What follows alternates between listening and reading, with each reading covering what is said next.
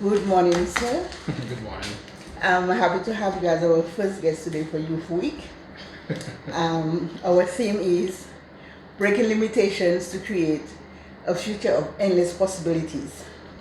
And I am happy for the theme because you were part of the creation. Can you just tell me what were you thinking when that came to mind? I think what holds back a lot of people, especially young people, not just physical limitation, but sometimes mental limitations. And because I've helped so many young people over the years, I realize that people like myself have been very fortunate. And when I say fortunate, I don't mean financially, but I would have been privy to a lot of people before me who were successful. And I think because I got to see that on a daily basis, it didn't create the limitation in my mind that I couldn't succeed.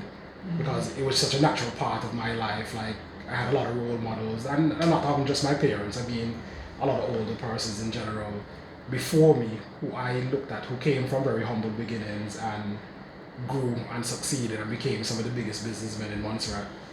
And for me, I think that's what's missing for a lot of the youth. They don't have that direct role model, that person that they can reach out to, that person that they could imitate, that's right there to help them along the way, or to help them to push past those limitations that they sometimes set for themselves.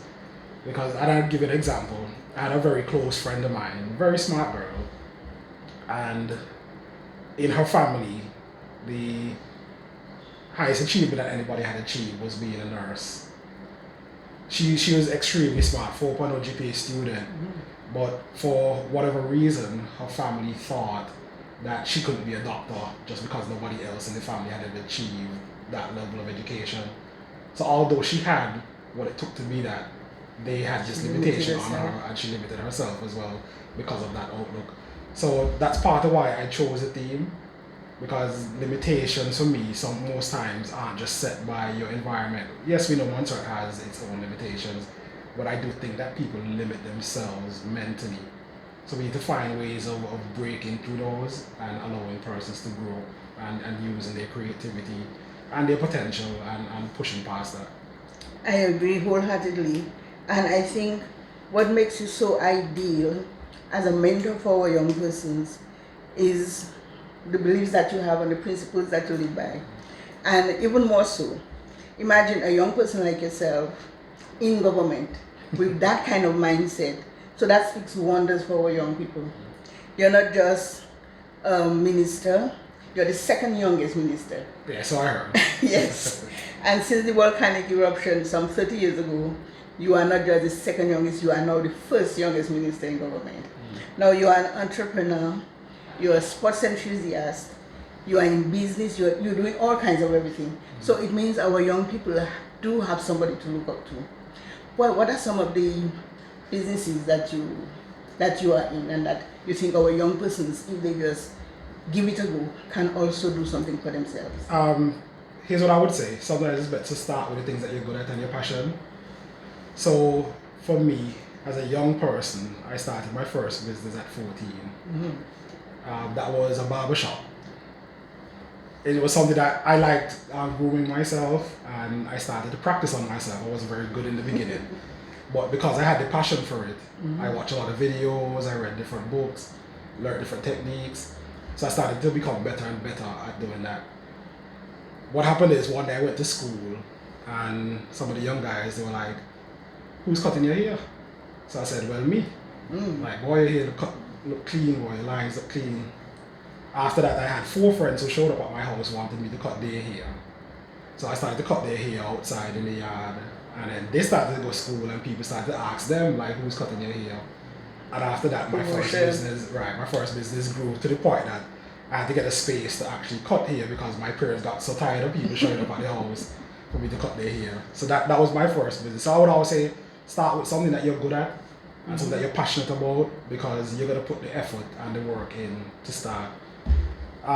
Again, as I said, it was easier for me because I had a father who was an entrepreneur. So for me to take a risk to start a business, I don't have that limitation. And I think as government, we need to start supporting younger people to kind of push past those limitations. So even within our ministry and stuff, agriculture is the ministry, but I'm trying to put certain things in place to make sure that it's easier for people to access business. So, for instance, the business loans program that we're working on, that's one. A lot of people are afraid to go and take loans because they're afraid that maybe they won't be able to repay it. So through the Ministry of Finance, we're looking at removing some of those limitations and making it easier for people to access financing in that regard. So I'm trying, policy-wise, I'm trying to do a lot of the things that I would have had help with over the years, and I would have done for myself over the years as well too. So, and in terms of business, I have a wide array of different things that I do. You would have known that I would have done farming. I've kind of put it on pause, not for any real personal reasons, but I would have done a lot of extensive farming before becoming the Minister of Agriculture. I would have been possibly the number one producer of stuff like sweet potatoes on island. But I've kind of held back on that venture just because I think that I need to put things in place for the other farmers being responsible in my position. Because to me, it looked bad if I was the Minister of Agriculture still being the number one producer. That makes sense. So there's some initiatives that are coming on board very shortly for the farmers, and once they get up and running, then you will see me start slowly going back into that. I also have the gas station. That's been a battle for several years on Montserrat, and that's one of the other limitations in Montserrat too, which is the population.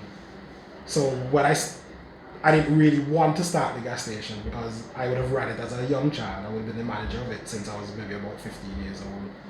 So I knew what the issues were, the issues of volume issue. So by law, government would afford your margin, but the volume that you would sell would just not be enough to cover the expenses. So that becomes one of the limitations in Montserrat as well, the market. Because as a business, you're not able to capitalize off of things like economies of scale. So you have to look at more creative ways. So I'm actually happy I'm here because I would have been privy to a lot of the issues that happen in Montserrat, and now it's easier for me to start implementing policies to help with these because I would have directly had or directly been affected by those as a young entrepreneur. So you know what they're facing. Right. So one of the things that people don't know too is that I dabble in real estate a little bit too. We won't get too far into that, but I've tried to be as diverse as possible because the world is changing, and one of the ways of being successful is to have as much of a diverse investment portfolio as possible. So I have a lot of older people who would have done this before me that can guide me and help me. And I try to make a lot of that information available to the young people who are around me, who ask these questions or are interested in these kind of things. So I have quite a bit of experience that even many people wouldn't even know. But you also have experience in finance. I see you're the youngest director on the board of the Bank of Montserrat. How did that happen? I became a shareholder a little bit after my father passed away. And there were some persons, I think a lot of this stemmed out of the issues that I would have had at the gas station. So when I started to be more vocal about what was happening in business, especially when I was going on the radio and having those programs about what was happening in the industry, I think that sparked an interest in a lot of people. So I was approached by some shareholders of the board, and they thought that I would have been a good candidate to be one of the young directors on the board. So they put me up for nomination, and I think that I got the most votes of anybody who was a candidate. Funny enough, there was a director at the time, and this is 10 years ago roughly, who looked at the votes that I got that day and said, you know, that you'd be a very good candidate for the election, the actual election. Prophecy. So that's funny. So yeah, I became a director. I spent 9 years on the board. I came off the board just because of the election, because we won the election. I thought it would be a conflict of interest being, even though I'm a private director, I thought it would be a conflict of interest being on the government side who owns about 52% of the shares in Bank of Montserrat and still trying to be a director of the board. That makes sense. Yeah, so I came off of that. But yeah, I just recently found out also that I'm the youngest director. Yes, I made sure I called to find out because you're one of the youngest in almost everything going on, and you're such a role model for our young person, so I wanted to make sure I brought this up. And another thing that you are the youngest one, I think you're actually spearheading, is motorsports, because our young men, they love sports, and you've been our champion for a while. Can you tell us about it? Well, motorsports again is my passion. I had well, you know how we are in the Caribbean, we call people uncles just because we respect them. So I call him, he's Lester Martin. He was like an uncle to me growing up. And I had a father also who built boats. Yes. And my father built boat engines. But I was a bit too young to get involved in boats, but I still had a love for engineering. So Lester realized that I had a passion for it. So he took me at the age of 12 and taught me to build engines. Wow. So I learned very early to put engines together. I still do that work now. Yeah, because you mastered the art. Your car is the fastest ever. No, not now. Not now? It's been about 10 years since I raced that car, but when I did, for the chassis, it had the world record. Wow. So, World record, eh? Yeah, at the time. So, but I still help quite a bit with motorsports. I do EFI programming, which is known on the street as tuning. So you program the cars, fuel injection, ignition timing, etc. to go faster, if you want to put it that way. So I still do that, just not at the level that I used to. I actually used to travel the Caribbean to do that. So I have customers, well, had, because I've kind of put that aside now. But Antigua and Trinidad were two of my biggest bases where I would go and actually do that kind of work. So Antigua, sometimes at one point I think I was traveling there almost every weekend just to work. So, but again, it goes back to my original statement that sometimes you have to start on your passion and the things that you're passionate about. Because I became very good at it just because I was very passionate about it. So it's nothing for me to stay up 2, 3, 4 o'clock in the morning reading, learning, working, trying different things. So it's always good to focus on the things that you're really passionate about and try to build off of those. The other things that would spill off of those, because funny enough, my network for motorsports is what makes everything else easy.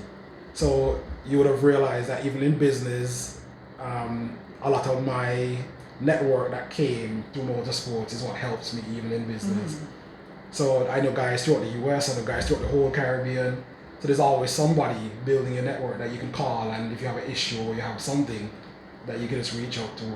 So that's one of the things that I also want the youth to focus on, is building that network. Because even going to university, you realize that yes, you learn a lot going to university, you come back with a lot of knowledge, but the greatest asset that you come back from these situations with is your network. People you met, people you connected with. Correct.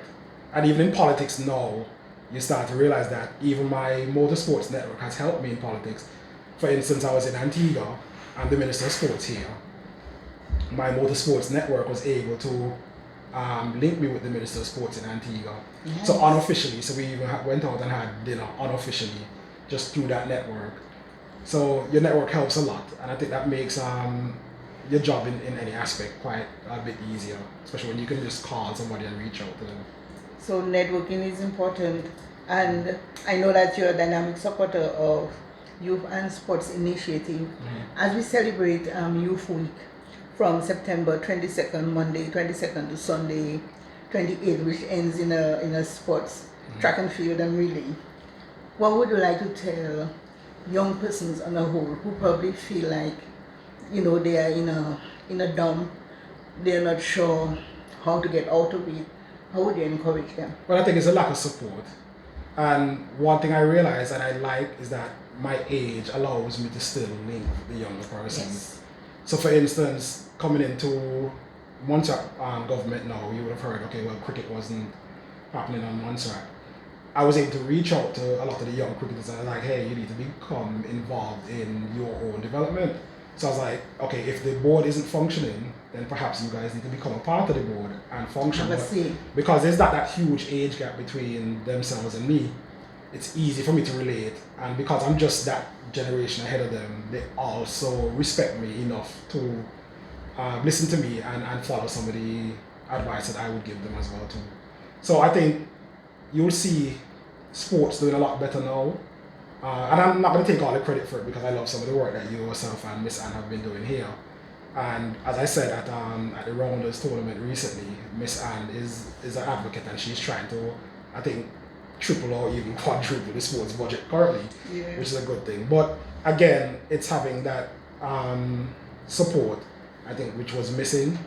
And now that we're actually having yourself and Miss Anne and the rest of the department putting some more structure to it, I think sports will do a lot better and the youth will have something to look up to as well too. Okay, as we end our interview, remembering that it's Youth Week from September 22nd to September 28th, and our theme is breaking limitations to create a future of endless possibilities. endless possibilities to the nation, not just the youth or the elderly, but to the nation. How would you break down your theme for them and encourage them to live with it? No, well, I like to still keep it youth focused. And one thing I always say is the youth are the biggest dreamers. If you look at, for instance, other countries, and let's just use China as one of those, you'd realize that a lot of the creativity comes out of the youth. It's the youth who dream bigger than us. It's they who have the imagination to actually create and push the island forward. So you need to allow them to be the drivers of that. That is true. So when you say endless possibilities, our minds as we grow older become slightly limited in terms of our imagination and our creativity. Theirs is completely unlimited. So as long as you're engaging them, the possibilities will be endless. So that was part of the reason for the theme. And again, as I said, once we get them to stop having those limitations, and us as adults too, to believe in them more, because sometimes we feel that because we're old and we're more experienced, that we shouldn't listen to them, so we don't give them as much of a voice as they should have. I think we need to stop that, and I think we need to focus a little bit more on what they have to say. And the future that we're building for the island is really for them, so they should really be a part of it. And again, we need to just believe in them. There are a lot of youth with a lot of very big potential, not just in sports, but in other things, and we need to actually support them in many different ways. I looked at even my colleagues over in Anguilla. They're doing robotics now. So Anguilla has a whole robotics division just for their young people, where they're teaching their young people robotics. So they're supporting that creativity. That's what's going on with the world now. So we need to look at that in Montserrat as well too, and see how we can support the youth going forward. Look at the trends, look at what they're actually interested in, and see how we can push them in those avenues to use their creativity and not have the limitations that we seemingly been setting for them over the years. Well, with our theme, you are basically saying the people who said youth is wasted on the young, they are very wrong.